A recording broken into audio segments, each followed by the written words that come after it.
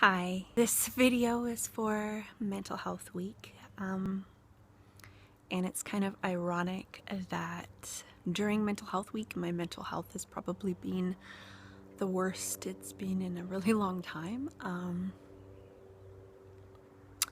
I really hope that this will help someone, and it's not just self-indulgent crap.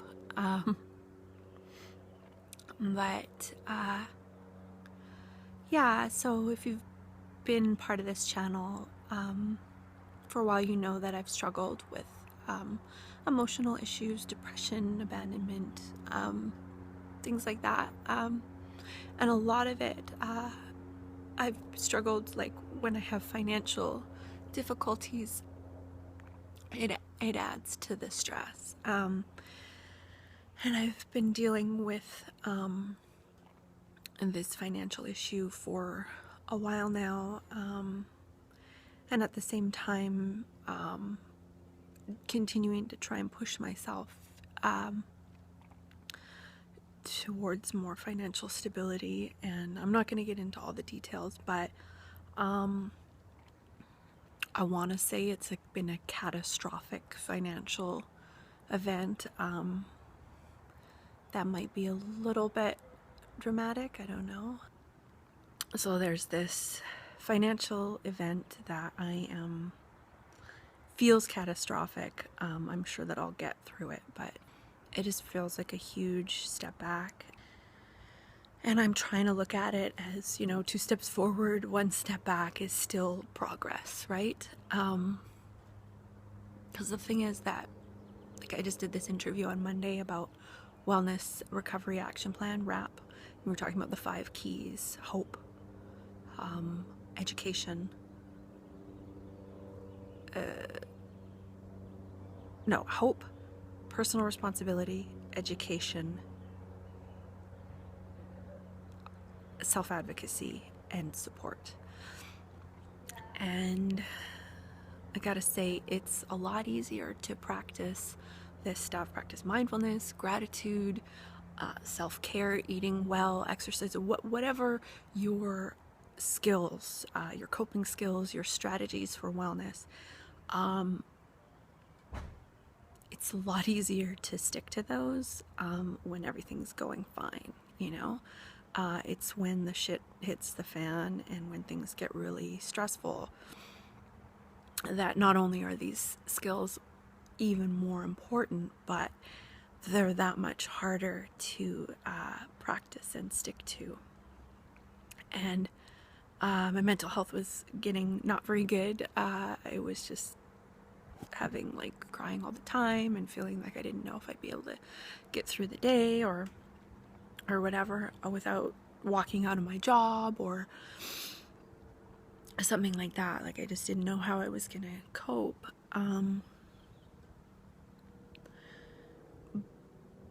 And I don't really know why I'm sharing this. I guess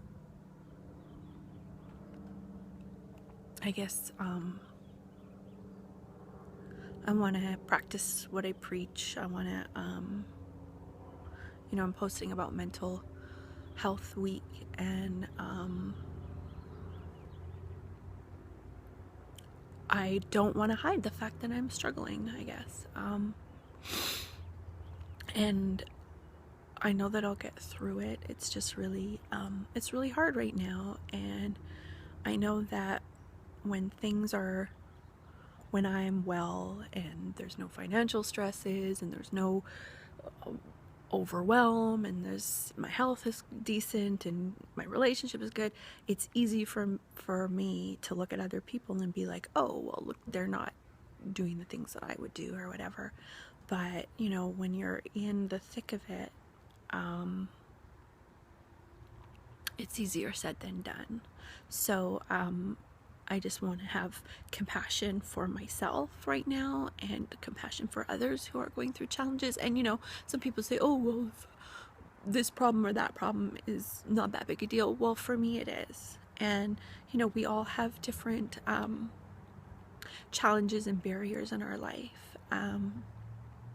And for one person, it might not be a big stress, and for another person it is. So it's not really our place to say, you know, who's right or who, you know, I don't know. I'm just rambling now, but I just wanted to do this vlog in honor of all the people struggling with their mental health right now, because even I had taken most of the week off to try and take care of myself because I was burned out, and it was definitely affecting my mood and my thoughts and my energy. And all week it's just been one thing after the other, one challenge, one barrier, and I'm trying to look at it as this is how I'm going to build resilience, because life is not easy, and that's the thing. It's easy for things to be good when our external circumstances are the way we want them to be. But the real challenge and the real test of character is how we respond when things get rough. And so I'm really trying to see this as an opportunity for growth instead of feeling defeated or feeling like I'm being punished or just using it as an excuse to give up, because in the past I would have given up over far less than this. This is pretty significant hurdle, and it's been one hurdle after the other after the other. And I was talking with my therapist on the phone yesterday because I needed some support. I was not well yesterday, and I said, you know, I just wish that it would get easier. And she gave me this really good analogy. She said she had a friend who was like a biker, a cyclist. And that person was saying that things weren't getting easier for them. But the thing is that it wasn't because they weren't getting stronger. It was because they kept adding new challenges. So if they had just kept cycling that same route, then it would feel easy. It'd probably feel pretty effortless. But because they're tackling new hills and bigger hills and longer rides and more inclines, the challenge of that was getting more, and it was kind of I don't know how to word it, but I'm sure you know what I mean. And so basically, like, if I was just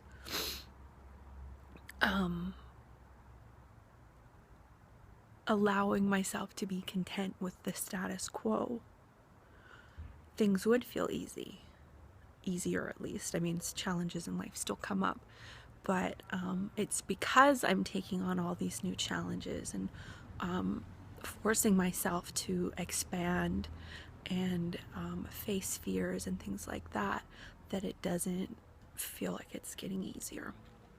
And that's my choice. I've made that choice. So it's just unfortunate. But you know, life is not perfect. You can have people have everything they thought, you know, oh, my life is set, and then their partner dies or they get a horrible diagnosis or something like that. So this is the reality of dealing with life, and I'm gonna continue to practice my gratitude. I'm grateful for you if you're still watching this video. I'm grateful for all the people who post supportive comments. Thank you so much.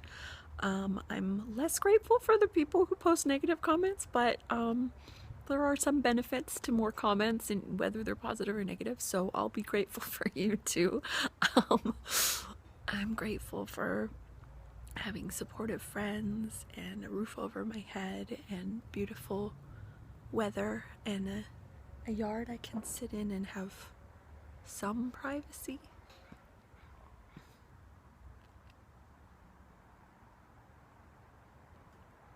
I'm just gonna keep moving forward, and I hope that anyone else who's struggling with things whatever their personal struggle is, if you're watching this, I hope that you can keep moving forward too, and just try and be gentle.